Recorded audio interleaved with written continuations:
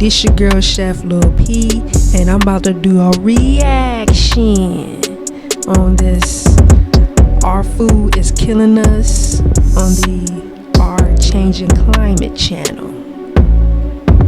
Yeah, let's see what they talking about.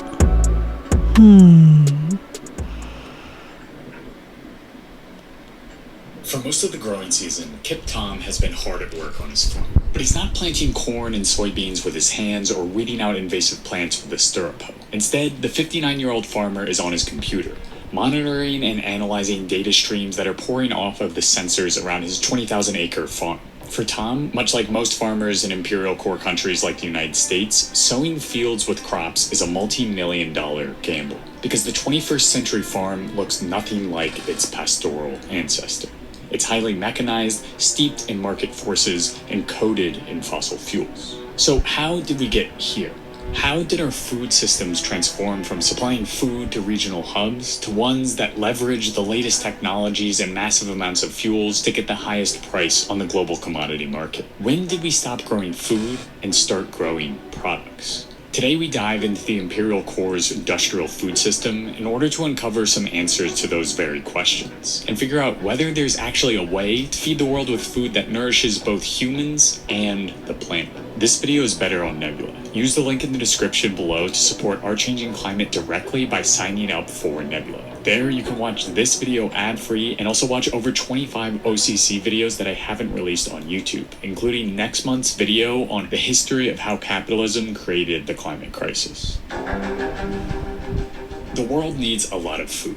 Every day, 8 billion people consume thousands of calories just to survive, which means that farms, the very place where we harness the power of the sun to nurture life, are crucial to our survival. Today's farms, however, look like this. Massive Yeah, and a lot of us, especially in the States, a lot of us eat a lot. You know, I know it's like this new, I won't say new trend, but it's kind of like an underground trend that's about eating just one food, one meal a day. Not one food, but one meal a day.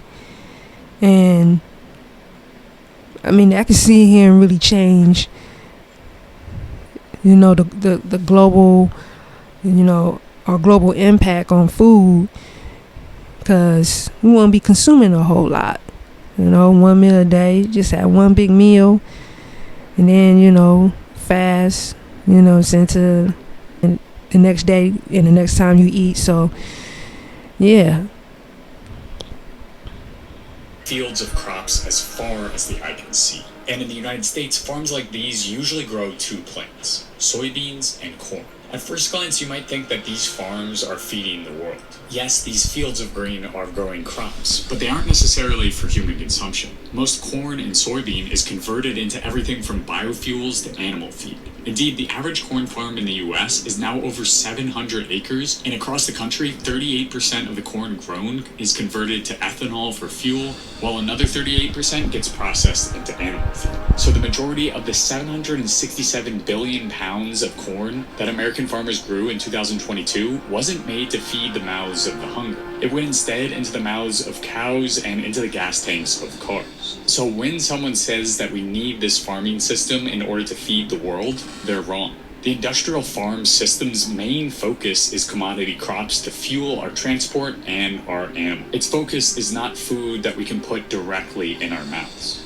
In part, this is because farming has increasingly been engulfed by our global capitalist economy. Agribusinesses and farmers are no longer focused on growing food for humans to eat, but instead they are producing commodities that can, hopefully, turn them a profit. This process of seeking more value from every acre planted has led to a veritable arms race on industrial farms, one that pushes growers to get bigger and more specialized. These days, in order to produce all that corn and soybean, farms have been kitted out with a whole range of technologies. Technologies like herbicide-resistant genetically modified seeds that allow growers to indiscriminately spray chemicals on their crops, or synthetic fertilizers that help farmers mask the need for healthy soil, or $500,000 combine harvesters that dramatically decreased harvest time through mechanization. While there's nothing wrong with these technologies in theory, indeed minimizing the need for backbreaking labor is crucial, We will soon see that they enable and entrap farmers into a narrow vision of agriculture, a monoculture commodity farm that has devastating consequences for the planet.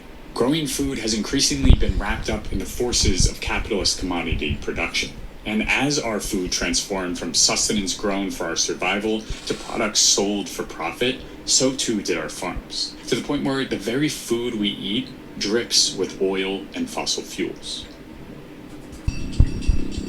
In 2013, a warehouse in West Texas exploded with brutal force.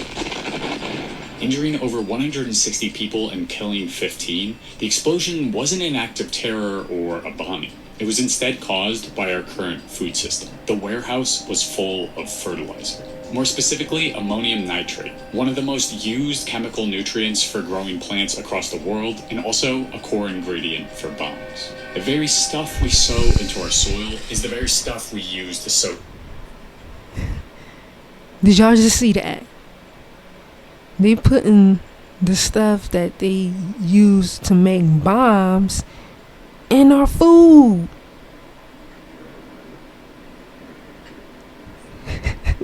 They literally trying to blow us up, like trying to out of here slowly. Mind blowing, y'all. Pun intended. Seeds of destruction. But as much as modern agriculture and agribusiness is born out of chemicals of war, it also has another toxic muse: oil and gas. Fossil fuels are intimately intertwined with every level of our food system, to the extent that oil shocks from the Russian-Ukraine war shock our agriculture directly. The ongoing conflict in Ukraine could see international food and feed prices rise by up to 20%. But why is our farming system so closely linked with fossil fuels? You might think it would be the plethora of gas-guzzling machines now required to grow and transport crops, but that's only a slice of the fossil fuel demands of industrial agriculture. The real culprit is synthetic fertilizer, specifically nitrogen fertilizer, which accounts for roughly 56% of all fertilizers used worldwide. The very same substance that packed that Texas warehouse before it blew up.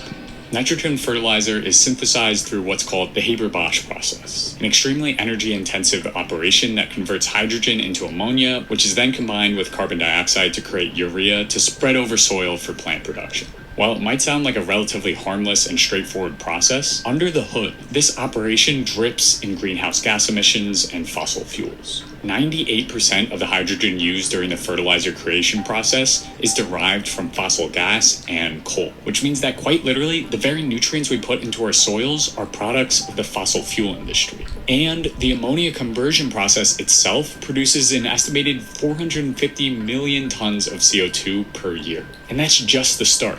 After all of this chemical fertilizer is produced by chemical companies, it's pushed onto farmers who spray that fertilizer indiscriminately across their fields. And when that nitrogen makes contact with the soil, it releases nitrous oxide, a gas that has a warming potential 265 times that of carbon dioxide. Indeed, the emissions from nitrogen fertilizer synthesis, use, and transport accounts for 2.1% of all total global greenhouse gas emissions, which is roughly the same as all of the aviation sector. Yet farmers continue to pump more and more fertilizer onto their soils. Stripped of nutrients and organic matter from minimal crop rotation and constant chemical interventions, soils ruined by commodity production force farmers onto a vicious treadmill. The more they till, the more they spray, and the more they leave their fields uncovered, the more fertilizer they will have to inject into the dirt next season. So every year they need a larger amount of fertilizer, one of the few factors under their control, to get their next big yield. Indeed, nitrogen fertilizer production has increased tenfold over the last 60 years. And the capitalists profiting off of these chemicals are the very same accumulating wealth from planetary destruction.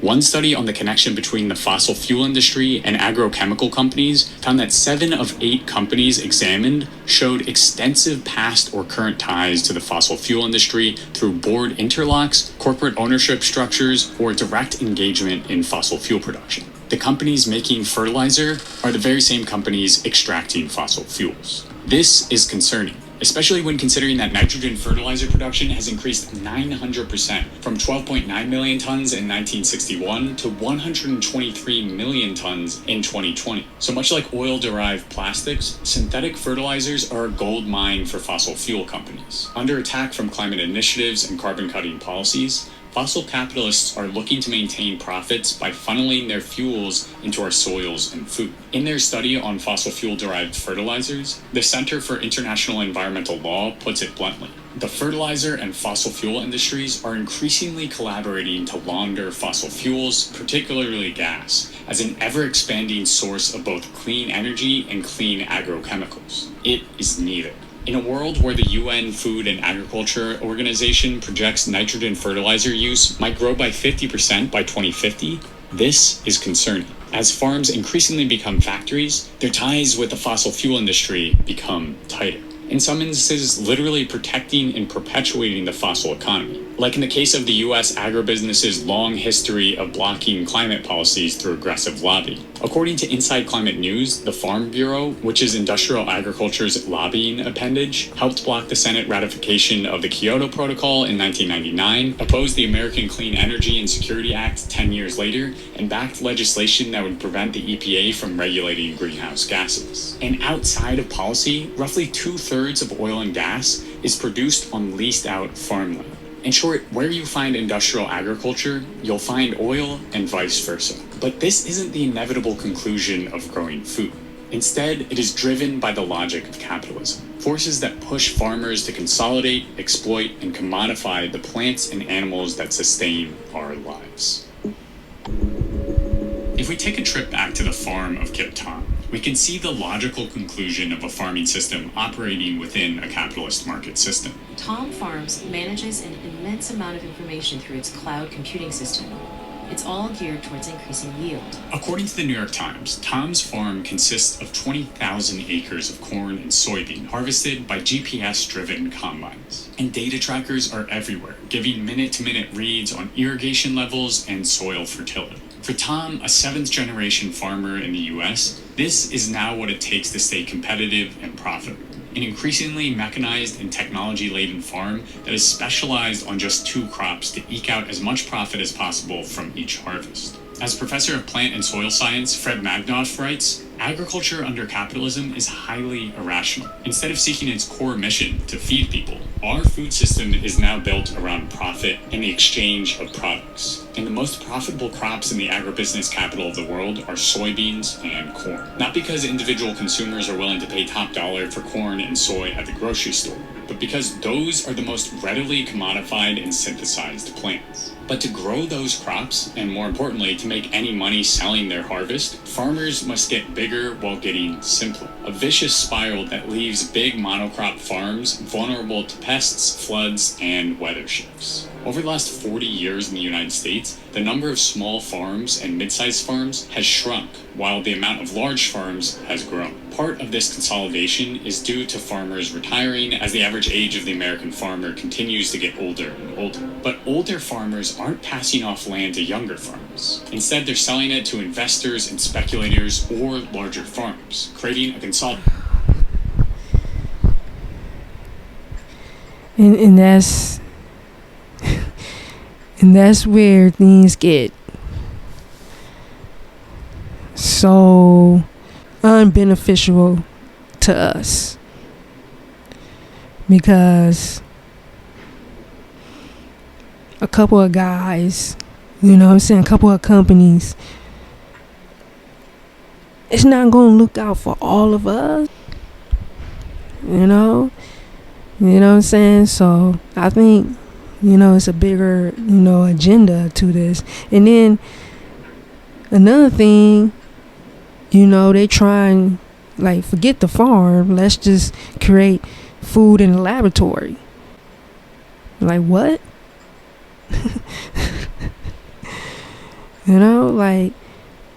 Okay, can't y'all read the room? Can't y'all see that we want organic food, real food,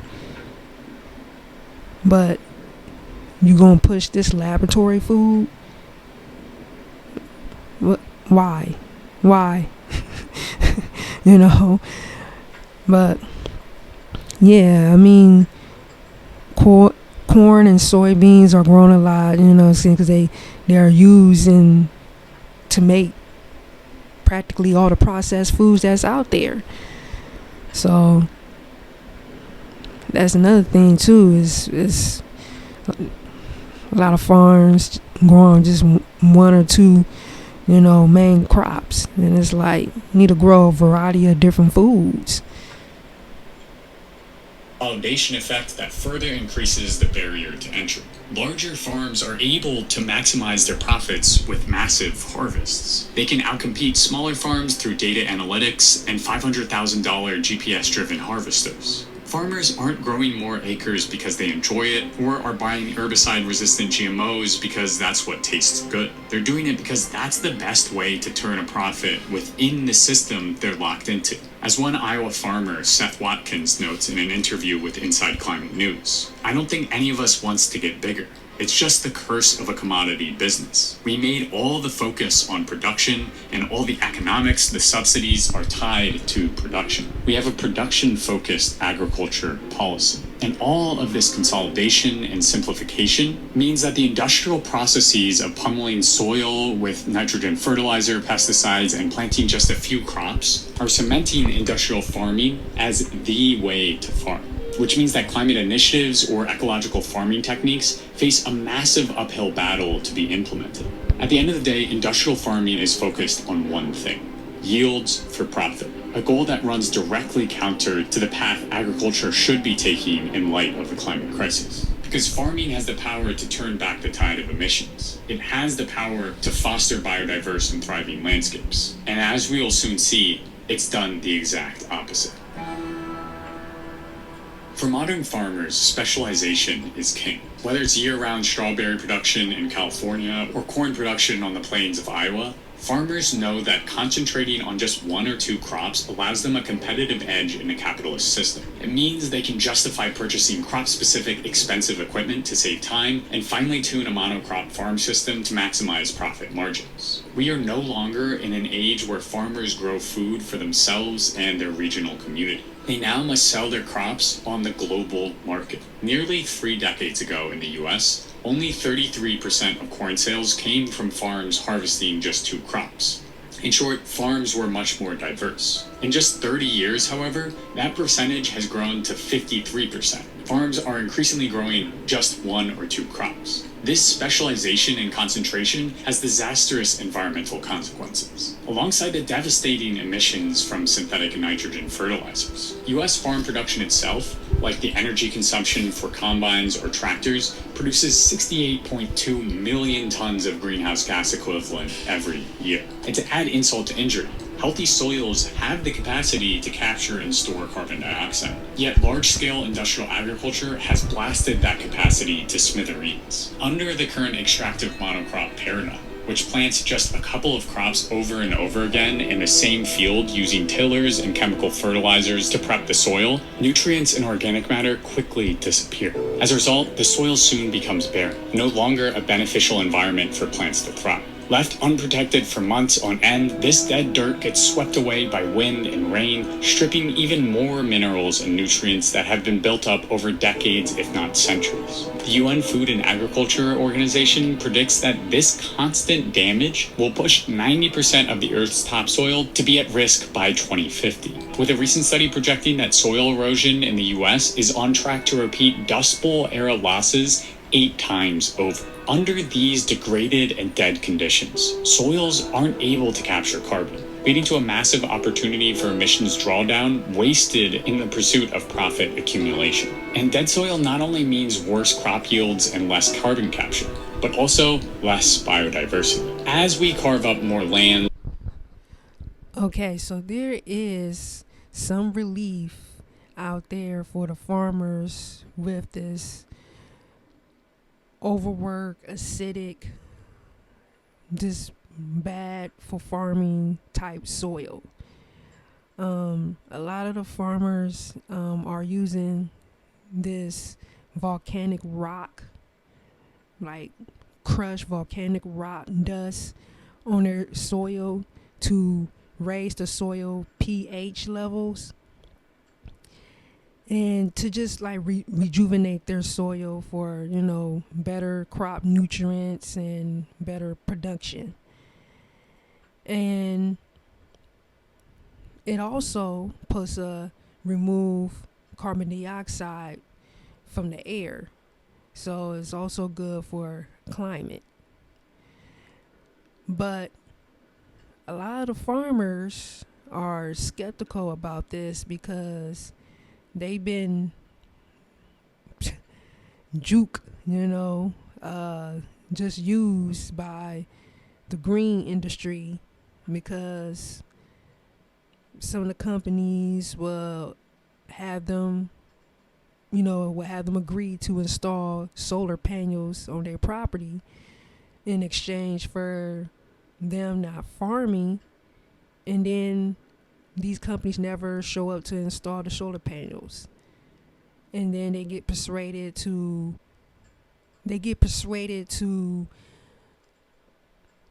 sign another prolonged contract with these companies, and it's a big hassle. And so a lot of farmers are skeptical about it, because plus it's they doing this for free, like the farmers don't have to pay, for them to put this volcano rock on their farms, which I can agree that kind of, what's the deal with that. But for some farmers, they seeing, that it's working. It's raising the soil pH, and that's the most important, one of the most important things, for farming is it just having good soil, period, to grow crops on. So we'll see.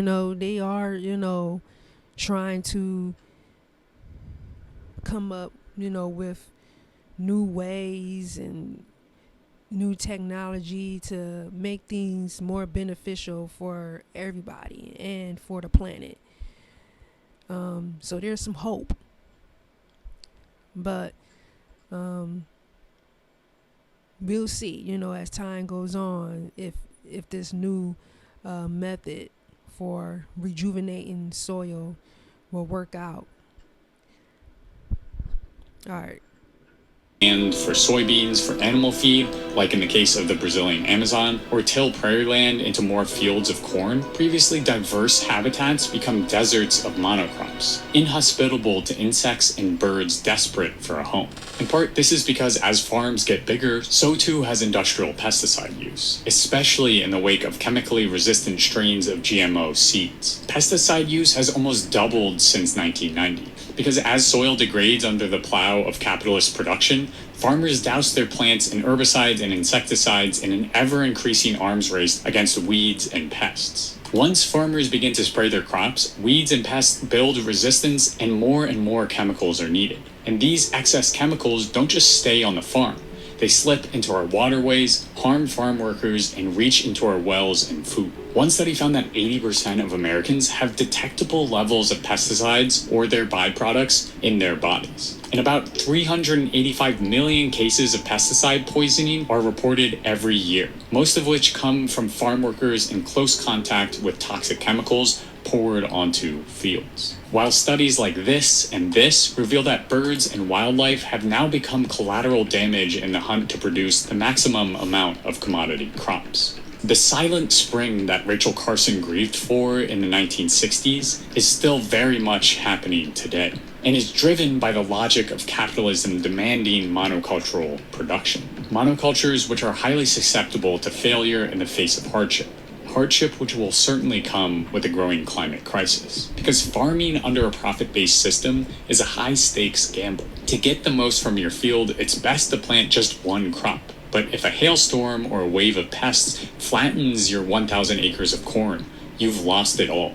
All your chips are stacked onto one bet. And if it doesn't pan out, it could mean bankruptcy and ruin, a fact which looms over the increasing rate of suicide amongst farmers in the US, a rate which is now 3.5 times higher than the general population. So under capitalism, farming kills the soil, kills plants, kills wildlife, and kills people.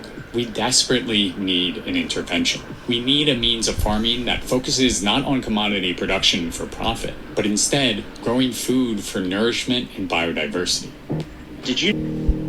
Long before there was the Harvest Combine or Kip Tom's GPS tracking devices, Karl Marx declared that capitalist agriculture was already steeped in the co-exploitation of workers and nature. He writes in the third volume of Capital, "All progress in capitalist agriculture is a progress in the art not only of robbing the worker, but of robbing the soil." As the years march on from when Marx penned those words, they only became more prescient. Capitalist agriculture is driving us into an increasingly fragile food system that prioritizes commodity production over food, degrades soil, endangers wildlife, and drives climate change. But as much as our food system today is a snapshot of the destructiveness of capitalist extraction, food and farming has the potential to be the exact opposite. Agriculture has the ability to create resilient communities, foster thriving biodiverse landscapes, capture carbon, and turn back the tide of climate change, all while growing delicious food.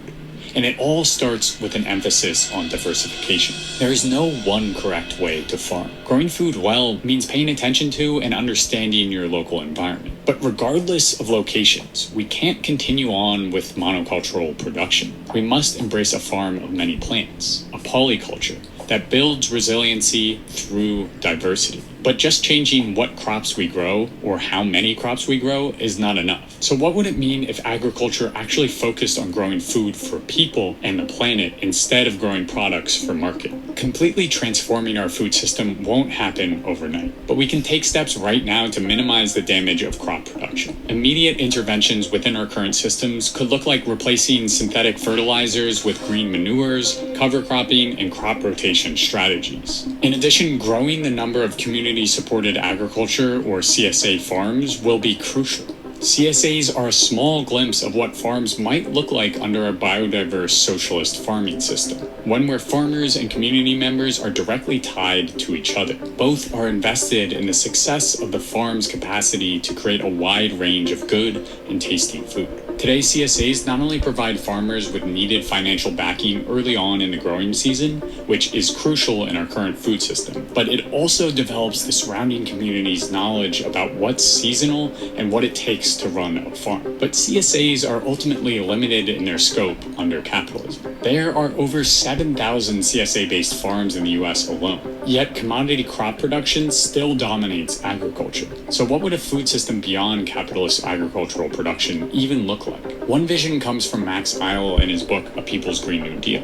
There he envisions farms accompanied by cities and urban centers adorned with gardens. Every home and street-lined boulevard, rooftop, facade, brown lots should be a communist victory garden. This urban agriculture is already happening in cities like Havana and Cuba, which produces roughly 70% of the city's fruit and vegetable needs on site, showing us the possibility and power of collective and community gardens held in common. But we will also need to grow staple grains, and yes, even corn and soybean. But crucially, these crops must not fall back into the old ways of 20,000 acres of fields and the same crop. In a biodiverse farming system, democratic planning will be an essential task. One where local and regional communities will work with farmers to grow the food that's needed instead of producing as much as possible for profit. A system that might set carbon capture goals for farmers while also giving them the tools and the training to create a thriving biodiverse farm, allowing them to grow corn but interspersing those plants with cover crop regimes or other agroecological methods. This might mean foregoing some labor-saving devices. Kip Tom's GPS-guided combine harvester might not be appropriate for the task of a farm with a multitude of crops. But ecological farming methods don't necessarily have to mean millions of people toiling away in fields. There's so many labor-saving technologies appropriate for every size of farm already being implemented. An eco-socialist food system doesn't mean heading back into the Stone Age. What it means is putting food and the people who grow it at the center of planning, policy, and community. It means doing the rational thing and growing food for people and not for money. Because the food we put on our plates 3 times a day can be tied to a system that has the potential to heal ourselves, our community, and our planet. And sadly, instead, we're locked into a system that's origins trace back to the capitalist industrial revolution of 18th century England. That is where fossil fuels latched on to the forces of capitalist production and handed capitalism and fossil fuels the reins to our world. The origins and birth of fossil fuels are often simplified and misunderstood, which is exactly why in next month's video, I look at exactly why fossil fuels became the dominant fuel source for our world, despite its cost, its energy capacity, and other drawbacks. How did steam and ultimately the fossil fuels that powered it win the historical battle of energy? And because of the Alright, so I definitely think there's going to have to be some changes on how we farm and consume food and how we, in general, use this earth. You know, it's to our own benefit. Like, we can't just think about profit and just be selfish and like, we have to sit here and think about everybody in the planet. Because we have to live here, you know what I'm saying? Some of us don't have that long, but it doesn't matter because we're going to have people after us. You know what I mean? Like, what's, you know what I'm saying? We got to start having solutions that's beneficial to everybody. Yeah, some people going to lose, but you may have to, it's always,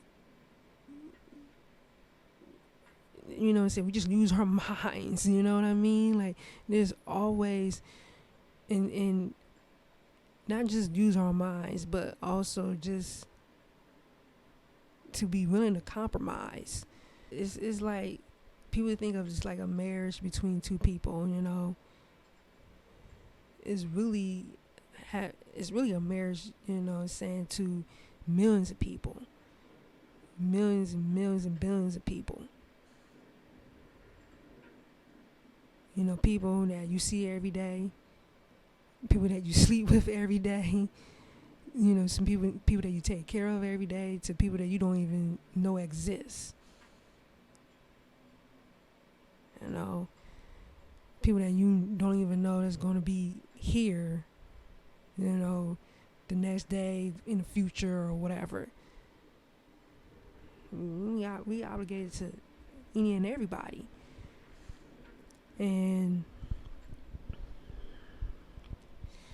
just to, throw chemicals on our food, like, hey, we'll live, They may die, what I'm saying, at 70, 60, but you'll live. It's like, no, that's just not, that's not gonna work, There's a way for us to sit here and live to be 120. 120, 130. It's possible. But if you like, look, it is what it is, and there's no changing. And I gotta eat. But you're eating like a king. You know what I'm saying? More than a king, like. And then there's people starving. Man, there's enough food for everybody, really. It's just the way I see it is it's a not only change the farming and the way we consume, but our whole mentality.